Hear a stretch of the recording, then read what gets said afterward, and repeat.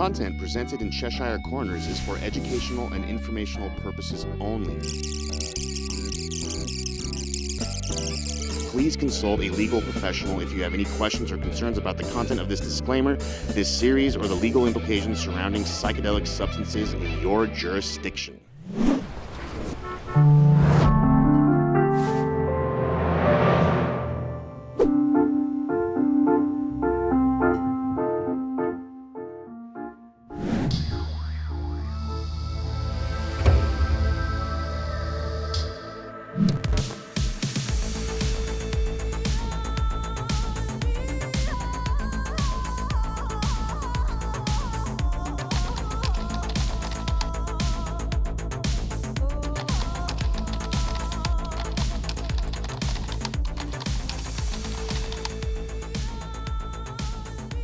So let's get really geeky just for a few minutes and talk about the brain, because I think the neuroscience of it is very cool. So SSRIs increase blood flow to the amygdala. Psilocybin decreases blood flow to the amygdala. It's okay to have emotional responses, but we don't want to make decisions based off of that. So let's talk about the prefrontal cortex, executive functioning, thought, focus, creativity, future planning, decision making. All of that stems from our prefrontal cortex. Psilocybin stimulates the prefrontal cortex. Welcome to Cheshire Corners. I'm the AI clone of Rita Tsalyuk, and I will be your host as we trip through the looking glass. Charity Mills is a CEO, clinician, author, speaker, and educator on the science behind microdosing magic mushrooms for mental health. Charity is the founder of Colorado Teletherapy Services, an organization offering personalized online psychotherapy for individuals, couples, families, and groups. Her work focuses on meeting clients where they are, helping them shift long-standing patterns, and supporting meaningful, sustainable change. Colorado Teletherapy Services also provides education on the therapeutic use and integration of microdosing practices, exploring both the neurophysiological and psychological dimensions involved. They also host free online groups for anyone who wants to learn more about this emerging field. Charity is also the creator of Grow Your Own Thoughts, an educational platform dedicated to supporting adults interested in understanding home cultivation techniques from a legal, safe, and harm reduction-oriented perspective. Through their resources and guidance, individuals are encouraged to make informed decisions, stay compliant with local regulations, and engage in mindful, responsible exploration within their personal healing journeys.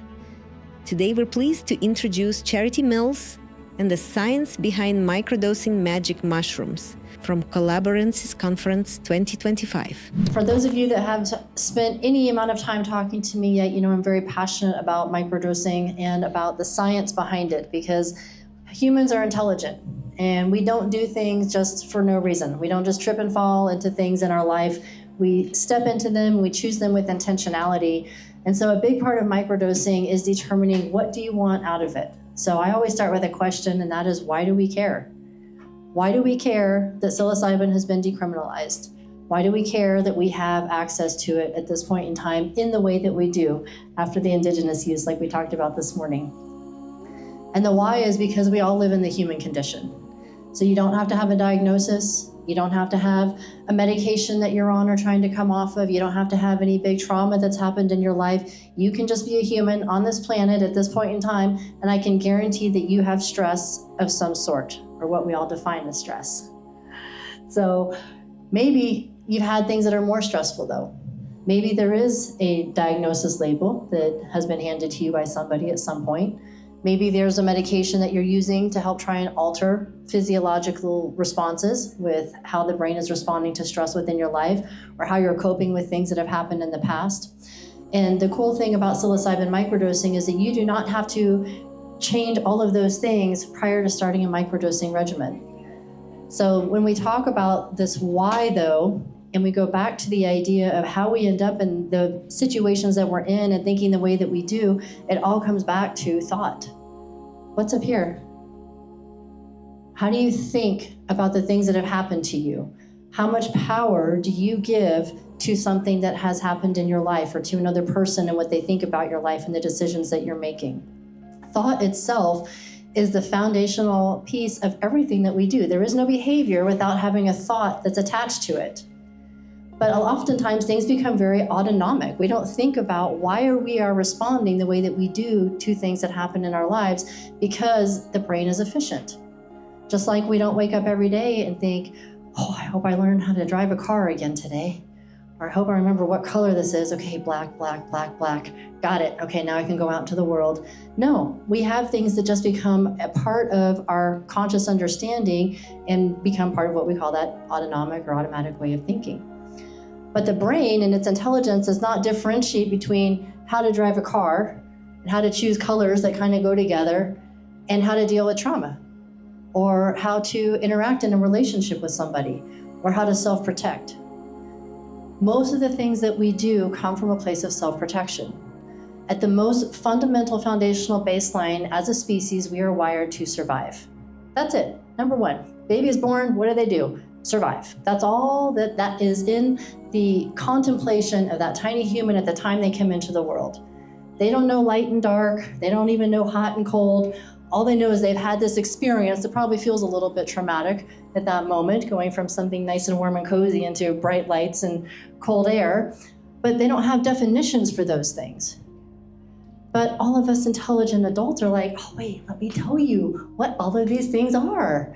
This is light, this is dark, this is warm, this is cold, this is red, this is green, this is love, this is acceptance, this is rejection, this is what we call trauma. And so across our life experiences, we are handed these definitions of what things mean to us. And so we take those experiences, we take those definitions, and then we learn how to survive with them. But also in its intelligence, the brain does not have a conversation with us internally when something happens that we'll call traumatic.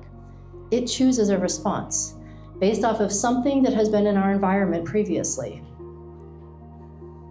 Right? Nobody from Mars, assuming there's people up there, we'll ask Elon Musk about that at some point. Nobody from Mars comes down here and is like, ooh, this bottle of something looks delicious. I'm just gonna drink it and call this a coping mechanism. No, that's typically something that's in our environment. We've seen it used, we understand it's supposed to elicit a certain response, and so that's something that we take on and we choose for certain individuals. For other people, maybe it's not a drink, maybe it's marijuana. Maybe it's chocolate cake, I happen to like that one a lot. Maybe it's shopping. Maybe it's thought itself.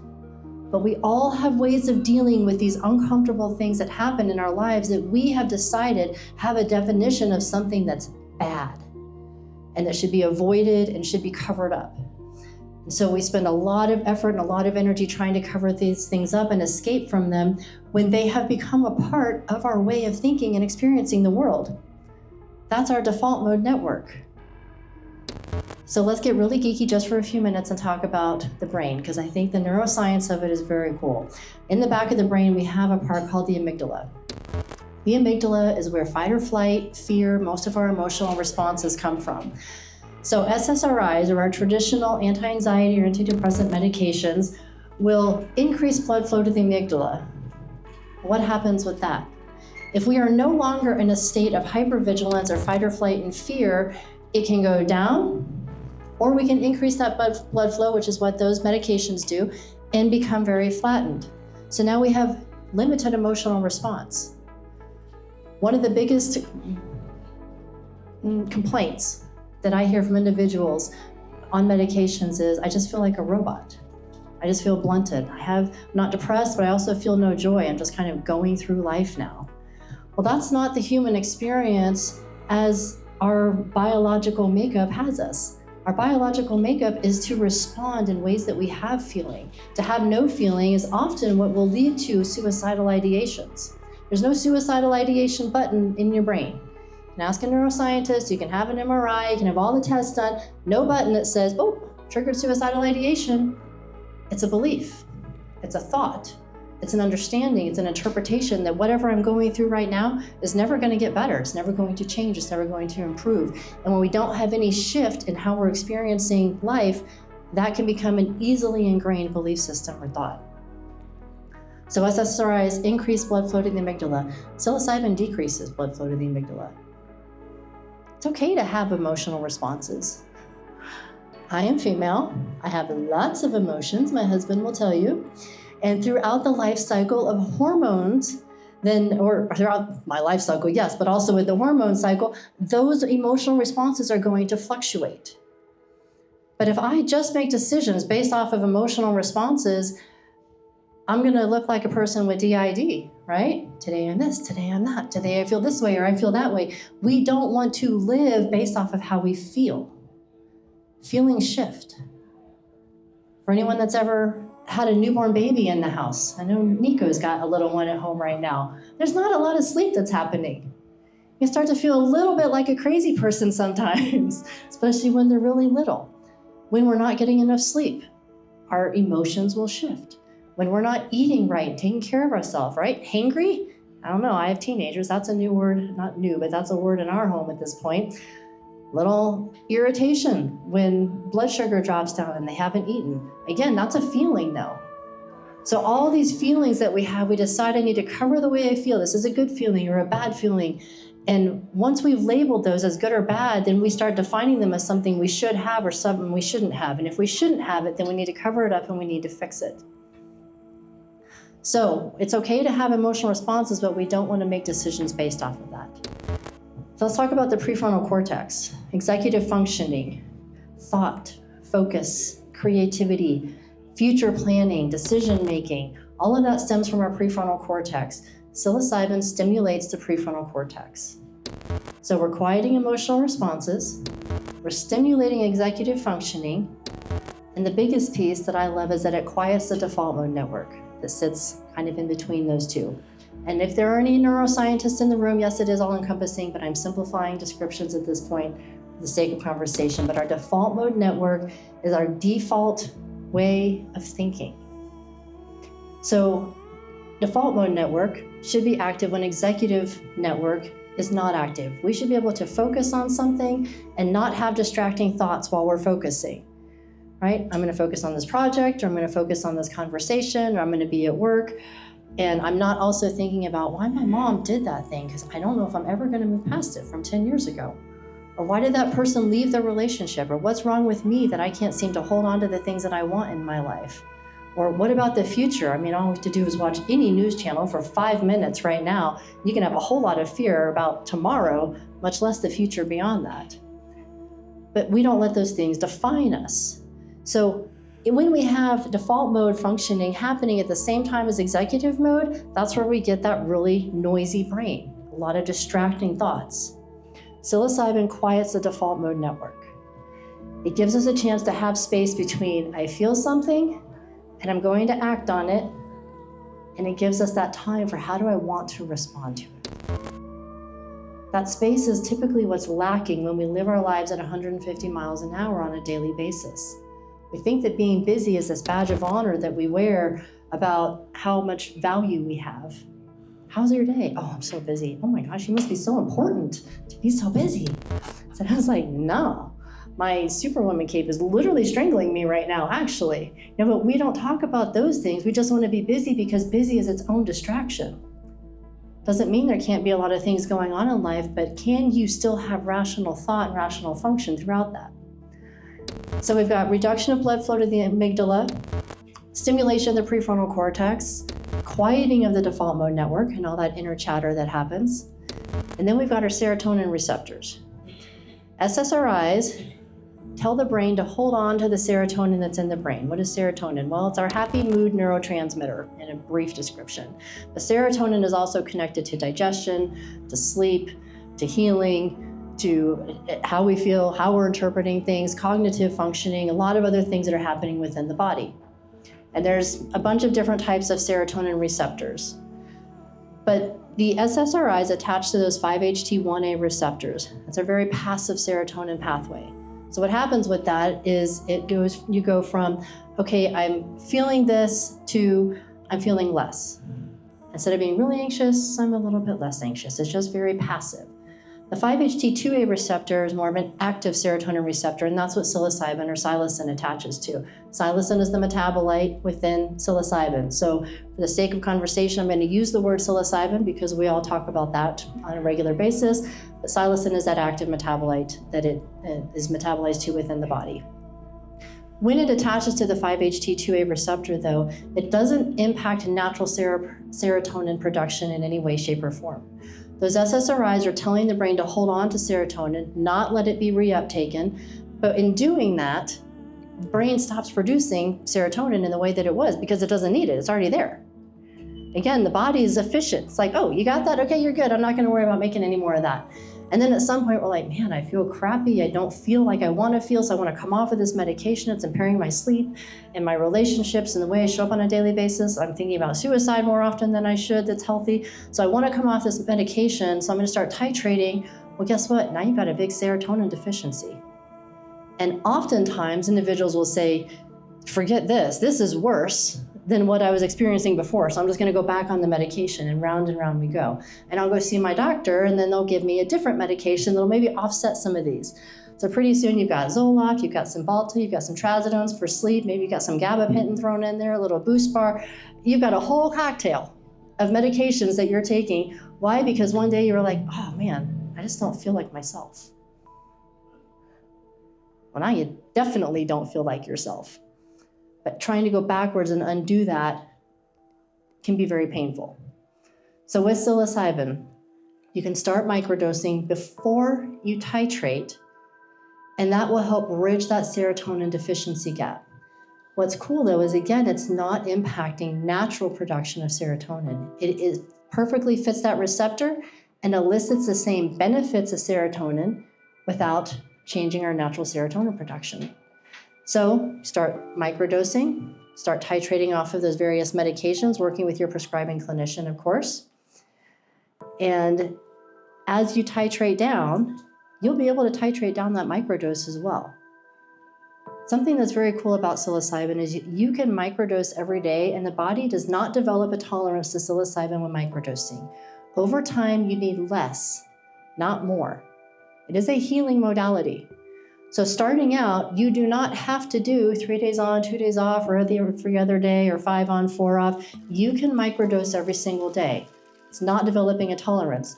Well, I have a friend who said that they used to be able to take 1 gram of mushrooms and have a trip, and now they have to take 3 or 4. Yes, that's a different experience. When we are significantly disrupting the serotonin system, which is what these large macro experiences do, then the brain is going to accommodate for that. Remember, the brain is here to keep us alive. It's like, woo, things are a little out of homeostasis. Let me make some adjustments over here because this crazy human might be doing this again. Okay, well, now we've got to do a little bit more to get the same effect, and a little more to do the same effect. That is because of the significance of the disruption. Microdosing is working with your body. It is enhancing what's already there. I think just pause on that idea for a minute. Psilocybin microdosing is enhancing what is already here. That's why when you find your appropriate dose, you should show up in a more enhanced state, but not altered. We're not hitting that hallucinogenic threshold. You know, some conversations out there have said that microdosing is subperceptual. No. You should absolutely perceive something. If you are not perceiving anything, you are not at the dose that is most helpful for you. Microdosing psilocybin is not about taking a multivitamin of mushroom.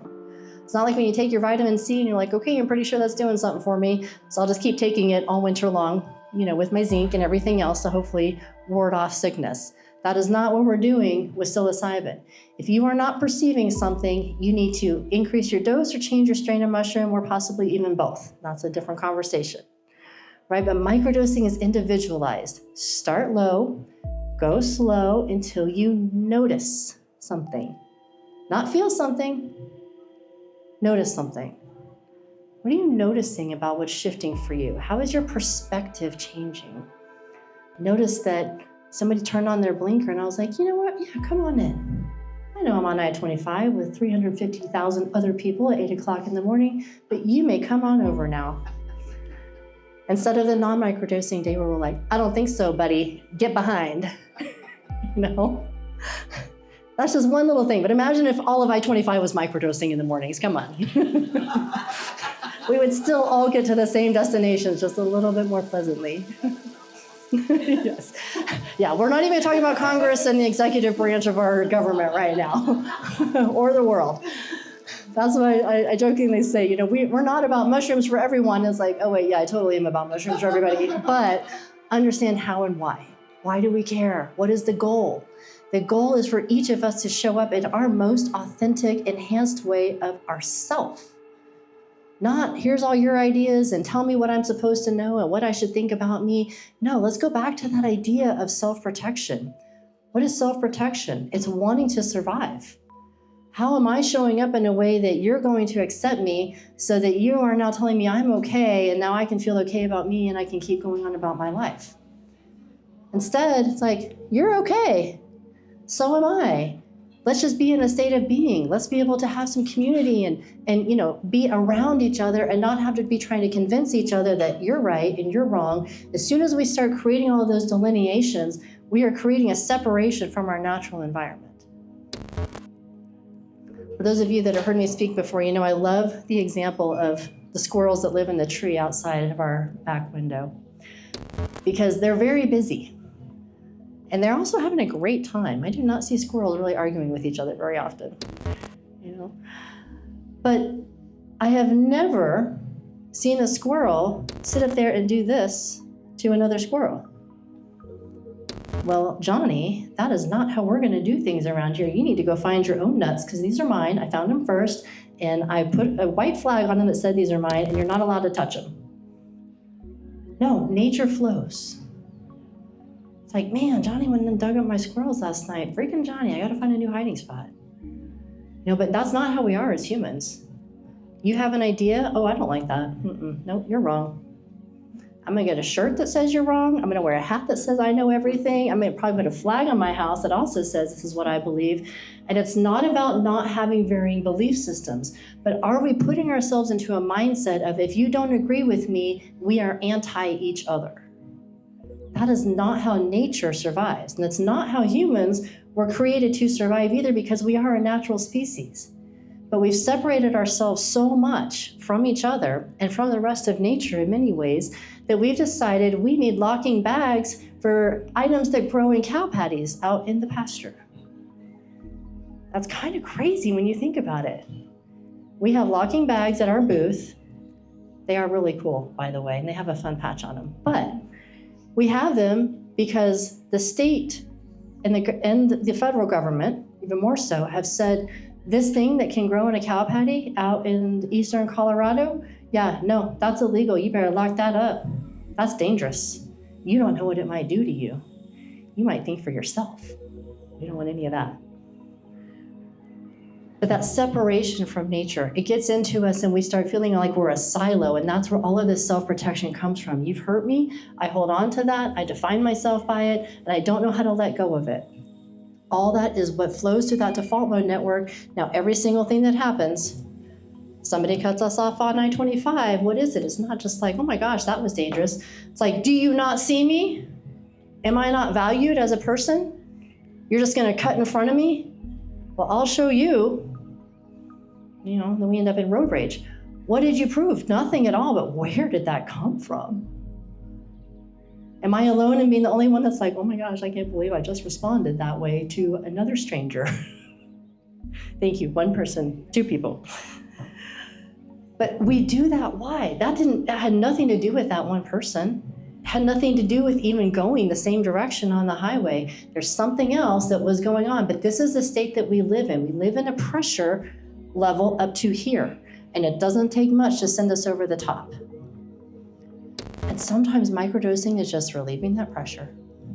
Like the little thing on the top of your Instapot, you know? Like, let the steam out before opening. Shh, let it go. Let it go. It doesn't have to mean anything about you. It only means something about you if you decide that it does. Oh man, I gotta look at myself. That's challenging too. When we quiet that default mode network, we have a chance to hear new ideas, to look at others and ourselves in a new way. And it's not always big, brand new stuff. There's not a lot of really new ideas or new thoughts out there, but it's something that we haven't been willing to hear before, particularly about ourselves, because we're like, no, that's not me. I'm not that, whatever that is. I'm not judgmental. I'm not angry. I'm not angry, right? But these things that are here, why? It's not, because we don't walk around saying, wow, I'm an angry person. No, we walk around thinking, man, I hope somebody doesn't hurt me again. I really hope this relationship works out. I just don't know if I can handle if another person rejects me. I really hope that this job works out, because if I have to go to another interview and try and convince somebody that I have something valuable to bring to the table, I think I'm just going to lose my mind and probably just go be homeless. Because it just feels like so much convincing that we're always doing. These are the things that are happening in the brain all the time. This is the science of what's going on in our thinking and why microdosing is helpful. When we quiet down that inner chatter, quiet down those belief systems, reduce the emotional responses, stimulate the executive functioning. What do I want from my life? Is responding to this person this way going to get me what I want in my life? Probably not. Then I'm not going to do it. What's in it? What's at the end of this? If you have a piece of paper, write that down. What's at the end of this? That's such an easy question, because all we have to do is go forward 5 minutes and go, nothing. What is at the end of being right about everything? Nothing. We're all going to die eventually. I think that prior to microdosing, that was probably what I would have wanted on my tombstone without knowing it. Here lies Charity. She was right about most stuff. And that would have been enough for me. I won't do the right about everything on a hat, but most stuff. But now, it doesn't matter. If you decide it's not right for you, that's okay. Because part of microdosing, just like it being individualized and finding the dose, is the why you're doing it. What do you want out of your life? If you want to quiet down and get a little bit more introspective into what is in there and the goals that you have for your life, consider it. Consider something that maybe feels a little bit scary and a little bit foreign, maybe a little bit bad, because we've been told it was bad for so long. Let that definition be fluid. Okay, somebody said it was bad. Why would they say it's bad? What is their goal in defining it that way? And is it okay for me to maybe have a different definition of it? Is it okay for me to maybe say, this is nature. I'm a natural being. It sure makes logical sense to me that nature would have what we need if we know how to use it appropriately. And that's the key. And that's your own definition for you. What is appropriately? I know, I can't stand still, I'm sorry.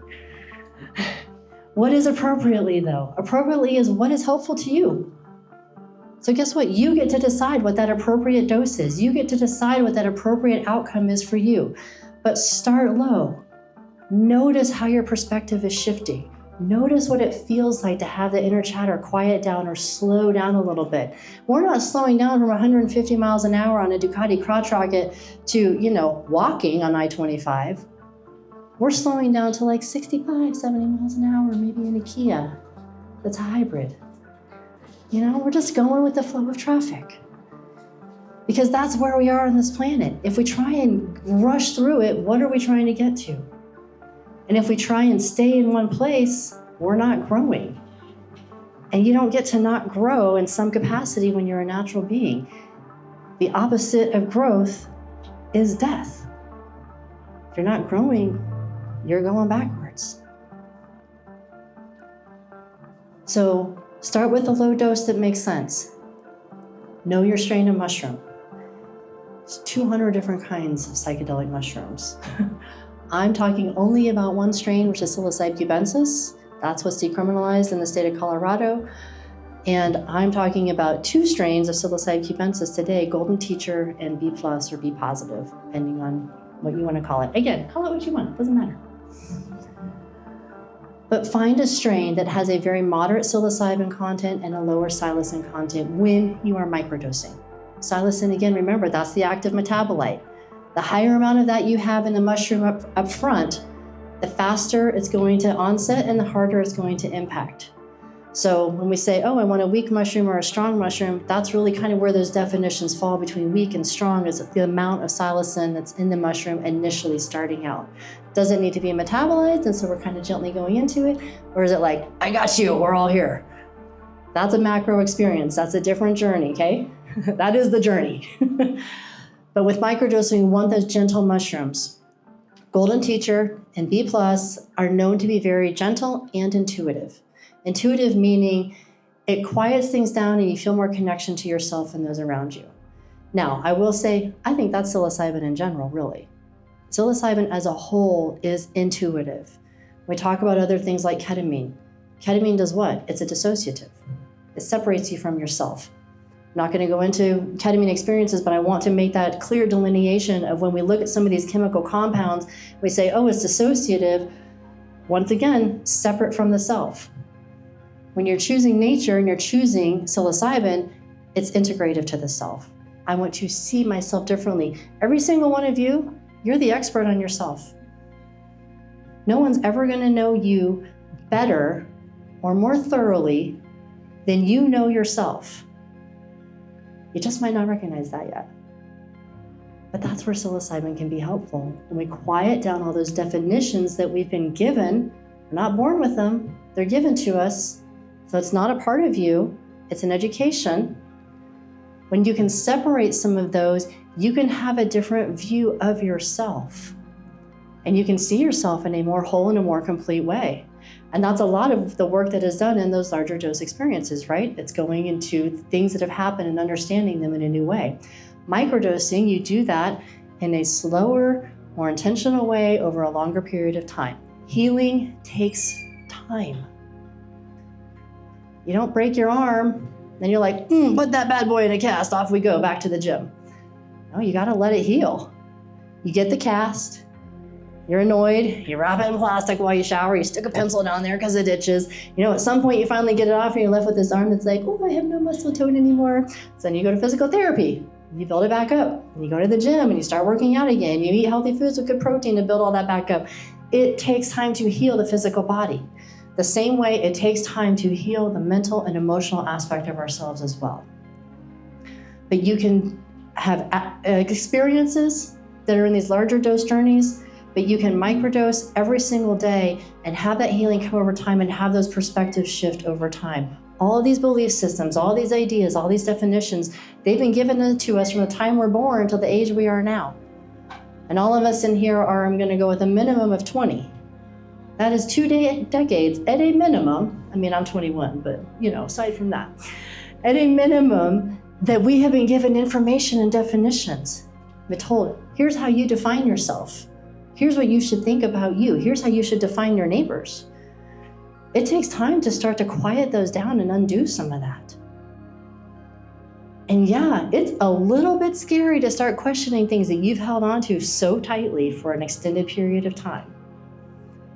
And for anybody who wants personal experiences, I'm happy to have some of that conversation at the booth. But for me, very religious, military family, oldest of 7 kids, like those 3 things right there give you some idea of my sharp, pointy type A that I came out with, halfway through my 20s. And it wasn't until I was in my late 30s I even tried microdosing. It's not a whole lot of stuff in there to try and quiet down and figure out. I wonder why people were responding to me a certain way and why I thought certain things about myself. Start low, go slow over time, slowly increase that dose. Notice what's shifting for you. With microdosing too, have some guidance. This is one example. This is a book that I wrote that has a 6-week self-guided manual for microdosing. You track your dose, you track the things that you're noticing. It has some questions that help you think differently about your perspective on some things. This is not a book of charityisms. Okay, this is not my ideas. This is questions to help you think differently about what's in your mind and your ideas and determine what you want to hold on to and what you want to let go of. You're the one that gets to decide that for you. That's not my role. But I'm sure there's other resources out there as well, whether you do it through journaling, you come to our free online groups, you meet with a therapist, you have a shaman, you have a good friend, you do your own work. Allow for there to be some other input somewhere, but have some intentionality around finding that dose and really paying attention to what you're noticing with microdosing. We talked a little bit about the strain of mushroom. Start with something gentle, lower psilocin content. Start at a dose, maybe 0.05 to 0.1 of a gram. Now, when I talk about dosage amounts, I'm talking about dry weight of the mushroom. There's extractions, there's welcome to the wild, wild west, right? With psilocybin. There's different ways of measuring things. So we make it cut and dry. Dry the mushroom, grind it into powder, use that weight. That weight is enough to be able, if you're using the same strain of mushroom consistently, find the dose that is helpful to you. And then decide, do I want to change strains? Do I want to increase the dose? What do I want to do? But get a baseline for yourself before you start just, titrating meds and adding new things and taking 30 different kinds of mushrooms together. That is one of the things that to me is so frustrating just from a clinical perspective, is that there's a lot of places you can get mushrooms where they'll have capsules that have multiple things in them, multiple strains of mushroom, or just multiple things. You even hear of the stack that has psilocybin, niacin, and lion's mane. Nothing wrong with any of those things in and of themselves. I'll take niacin in my pre-workout every day. I do not want it in my microdose. Only if I'm going to the gym. But that's me. That's my body. However, when you're starting something new, start with one new thing at a time. Just the psilocybin. Just golden teacher. Take your dose, figure out how your body responds to it, see what you're noticing with it. And then if you want to stack some lion's mane on it or some niacin at some point, you know exactly what you're responding to. Because I have taken stacks of things together that should be no big deal, like bee pollen and spirulina and psilocybin, 100 milligrams, and I'm literally on my bed like the world is spinning. None of those things in and of themselves would have made my body respond like that, but there was something about the combination. So one thing at a time, start with a low dose, increase it slowly over time, pay attention to what you're noticing. Well, what am I noticing? What is your perspective doing? How are you responding to the world around you? How is your thinking shifting? What new ideas or concepts are you like, okay, let me think about that a little bit differently. Finding you don't always have to be right about everything. It's just not worth the energy, right? So that's kind of big blanket, touch some on neuroscience, some on getting started with microdosing. I want to leave some time for questions, so I'll open it up right now. Any questions that you guys have right now? Yes. So recently there was some research that came out about valvular heart disease and long-time microdosing. Any thoughts on that? What I will say about research, I love science. Also, there is research for everything that we want to find. Research is always based on a hypothesis. I'm not saying that doesn't mean there's not any legitimacy to that. But when we look at how is the body physiologically responding to psilocybin, I'll put it into a larger context. As for those of you that are facilitators or that are getting licensed as facilitators, you know that there's a stimulant aspect to taking psilocybin. Stimulating that prefrontal cortex and hitting those serotonin receptors, those are activators, right? We are causing a stimulative response. In a microdose, that is very, very small. And that's why I say start low, go slow, pay attention to your body. What are you noticing? When we're doing a larger dose, it's going to be much easier to see a significant response like in a heart condition because you're taking something that is highly stimulating in a large dose, or the large dose is making it highly stimulating. Let me reword that. So to be able to say specifically to what that research article was about there potentially being a heart issue when it comes to microdosing, I'd have to look at exactly what strain of mushroom they were using. And even then, that's just going to be my interpretation of what the work that they did. But what I would say to that is listen to your body. Pay attention to what you're noticing. Everybody's body is physiologically the same and intricately different. Right? We all have potassium and sodium and water and oxygen and carbon and all these things making us up. And the systems are similar, but we also have our intricacies. So pay attention to how your body is responding and what you're noticing with it to be safe with that. Thanks for watching. If you liked it, please like and subscribe to Cheshire Corners. Tell me what you think in the comments. And as always, don't get psyched out.